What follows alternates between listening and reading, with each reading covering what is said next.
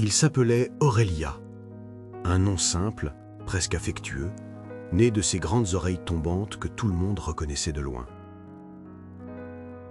Aurelia était un chien des rues de Florianopolis. Il n'appartenait officiellement à personne, mais d'une certaine manière, il faisait partie de la vie de beaucoup de gens. On le voyait dormir à l'ombre, marcher lentement sur les trottoirs, attendre près des commerces. Toujours calme, toujours silencieux. Aurelia connaissait les routines humaines, les heures où la ville s'agite, les moments où elle se tait. Il savait quand attendre et quand disparaître. Ce chien n'était pas agressif, il ne représentait aucune menace, il n'aboyait presque jamais. Il observait. Pour certains, Aurelia était invisible. Pour d'autres, il était juste le chien du coin. Mais pour ceux qui prenaient le temps de regarder, il était un être vivant, avec une histoire, avec une présence. Les chiens comme Aurelia apprennent très vite une chose. Le monde humain est imprévisible. Une main peut nourrir, une autre peut frapper. Pourtant, malgré cela, Aurelia continuait à rester, à faire confiance, à exister. Il ne savait pas que certaines violences n'ont pas de raison, pas de colère, pas de conflit. Elles naissent parfois du vide, de l'ennui, ou d'un besoin cruel de se sentir puissant face à un être sans défense. Ce jour-là, Aurelia ne fuyait personne. Il ne provoquait rien. Il était simplement là. Et c'est ainsi que commence cette histoire, non pas par un acte, mais par une présence. Celle d'un chien qui faisait partie de la ville, sans jamais savoir que la ville pouvait être lui fatale. Les rues de Florianopolis ont l'air paisibles à certains moments. La mer n'est jamais loin, le vent circule. La vie semble lente, presque douce. Mais sous cette apparente tranquillité, il existe des angles morts, des endroits où personne ne regarde vraiment, des instants où la cruauté passe inaperçue. Aurelia connaissait ces endroits. Il savait où se poser sans déranger, où dormir sans être chassé, où attendre la nuit. Ce jour-là, rien n'annonçait le drame. La ville suivait son rythme. Les gens passaient, leurs pensées ailleurs. Aurelia, lui, ne cherchait qu'un endroit tranquille, un lieu sûr, un moment de repos.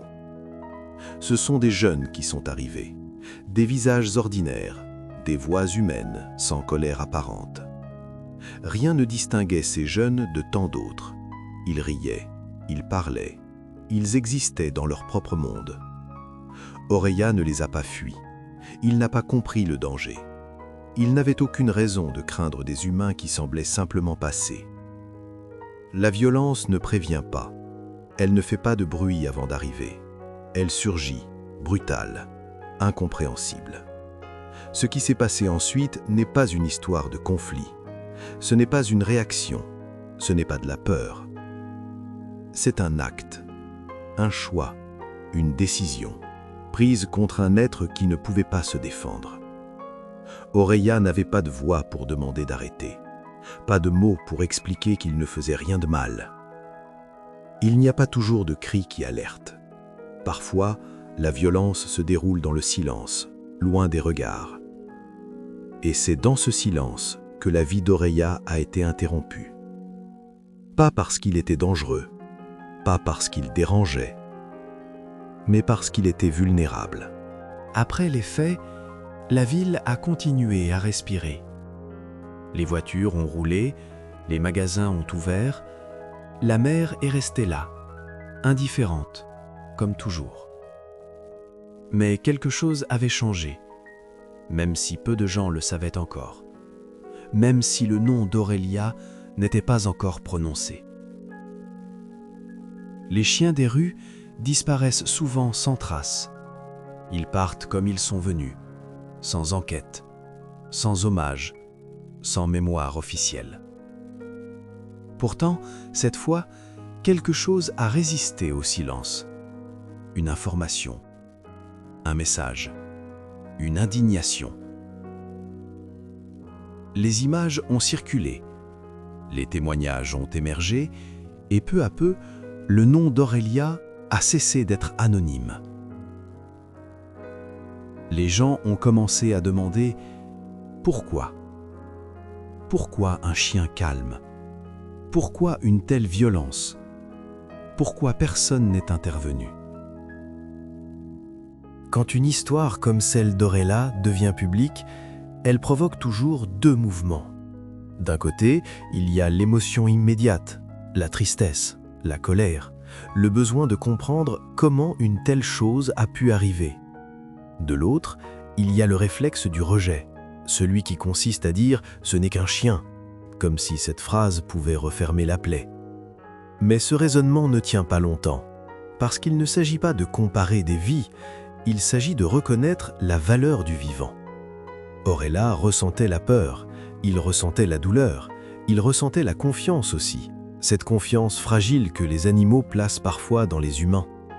La violence envers les animaux n'apparaît jamais par hasard. Elle révèle quelque chose de plus profond, de plus inquiétant.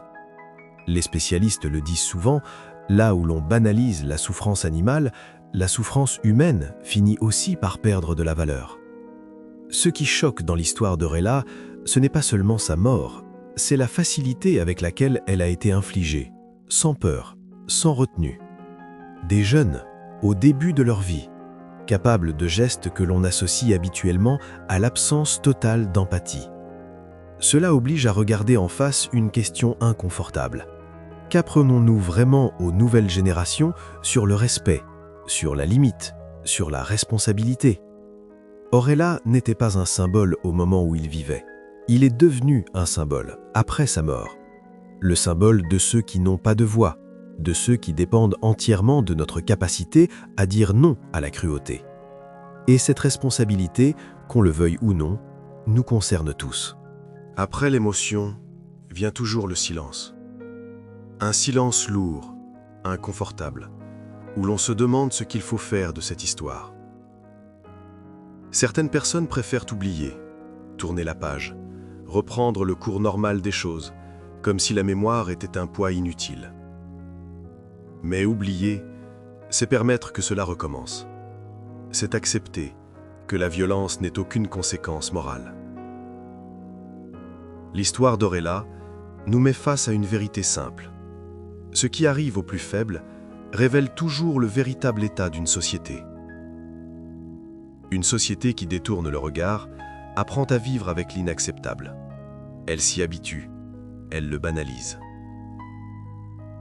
Beaucoup se demandent ce qui aurait pu être fait, qui aurait pu intervenir, à quel moment tout aurait pu changer.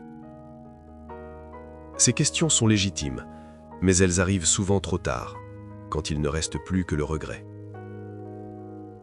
Protéger les animaux ne consiste pas seulement à aimer ce que l'on connaît. Cela consiste à refuser la violence, même quand elle ne nous touche pas directement. Aurélia vivait sans protection officielle, sans propriétaire, sans statut. Et pourtant, sa vie avait une valeur. Reconnaître cette valeur, c'est reconnaître que le respect ne dépend pas d'un document, d'un nom ou d'une utilité. Beaucoup d'animaux vivent encore aujourd'hui dans la même vulnérabilité qu'Aurélia. Invisibles, exposés, dépendants de notre humanité. La question n'est donc pas seulement ce qui est arrivé à Aurélia. La question est, que faisons-nous, maintenant, avec cette histoire ? Car une mémoire qui ne change rien n'est qu'un souvenir de plus. Et Aurélia mérite davantage que cela. Parler d'Aurélia, ce n'est pas chercher un choc, ce n'est pas nourrir la haine, c'est refuser que le silence soit la dernière réponse. Dans beaucoup de villes, les chiens des rues deviennent des silhouettes familières. On s'habitue à leur présence sans vraiment les voir. Ils font partie du décor, jusqu'au jour où quelque chose de violent nous oblige à regarder autrement. Aurélia n'avait pas de défense, pas de refuge, pas de voix pour témoigner. Sa seule protection était la bienveillance humaine. Quand cette bienveillance disparaît, il ne reste rien, aucun équilibre, aucune limite. Ce type de violence ne commence pas avec un acte extrême, il commence plutôt par l'indifférence, par les petites cruautés tolérées, par les gestes minimisés. Chaque fois que l'on rit d'une souffrance animale, chaque fois que l'on détourne le regard, quelque chose se fissure. Ce sont ces fissures qui permettent ensuite l'irréparable. Aurelia n'a pas seulement été victime d'un acte isolé, il a été victime d'un contexte où l'empathie n'était plus une priorité. Parler de responsabilité ne signifie pas accuser tout le monde. Cela signifie reconnaître que la protection du plus faible est un choix collectif. Une société se mesure toujours à la manière dont elle traite ceux qui ne peuvent pas se défendre. Aujourd'hui, le nom d'Aurelia circule comme un rappel douloureux mais nécessaire. Un rappel que l'humanité ne se prouve pas dans les discours, mais dans les gestes les plus simples. Il y a des histoires qui refusent de disparaître, même quand le temps passe, même quand l'actualité change. L'histoire d'Aurelia est de celle-là, parce qu'elle touche à quelque chose de fondamental, notre capacité à ressentir pour un être qui ne nous ressemble pas. Beaucoup de personnes n'avaient jamais entendu parler d'Aurelia avant sa mort. Pourtant, elles ont ressenti une douleur sincère. Ce lien invisible s'appelle l'empathie, et il ne devrait jamais dépendre de l'espèce, de l'âge ou de la force. Aurelia représentait tous les animaux qui vivent à nos côtés, sans protection, sans certitude, sans avenir garanti. Leur survie repose souvent sur des gestes simples, un regard attentif, une parole qui alerte, une intervention à temps. Ce n'est pas héroïque, ce n'est pas spectaculaire, mais c'est essentiel. Beaucoup se demandent ce que cette histoire va réellement changer, si l'indignation ne va pas s'étendre comme tant d'autres avant elle. La réponse dépend de ce que chacun choisit de faire après, de la manière dont cette mémoire se transforme en vigilance. Aurelia ne peut plus être protégée, mais d'autres le peuvent encore. D'autres chiens, d'autres animaux. Chaque acte de protection, même discret, est une manière de refuser que cette histoire se répète. Car le véritable hommage n'est pas seulement de se souvenir, c'est de changer notre façon de regarder le monde vivant et de choisir consciemment la compassion plutôt que l'indifférence. Aurelia n'a pas laissé de traces officielles. Pas de dossier, pas de statistiques. Juste un vide à l'endroit où il existait. Pourtant, ce vide parle. Il parle de ce que nous perdons quand la violence devient banale, quand la vie fragile cesse de compter.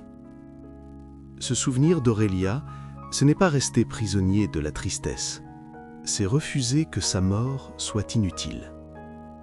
Chaque fois que l'on protège un animal sans défense, chaque fois que l'on intervient, que l'on signale, que l'on empêche un acte cruel, quelque chose change. Ce changement n'est pas spectaculaire, il est silencieux, mais il est réel. Une société plus humaine ne se construit pas avec de grands discours, elle se construit dans ses choix discrets, que personne ne filme. Aurelia n'a jamais demandé d'être un symbole. Il voulait juste vivre, marcher, dormir, exister sans peur. C'est peut-être là la leçon la plus simple et la plus difficile à accepter. Le droit de vivre sans violence devrait être évident. Tant que des histoires comme celle d'Aurelia continuent d'exister, notre responsabilité reste entière. Ne pas détourner le regard, ne pas minimiser, ne pas se taire. Car le silence est souvent le dernier allié de la cruauté. Aurelia n'est plus là, mais ce que son histoire nous demande à chacun est toujours bien vivant.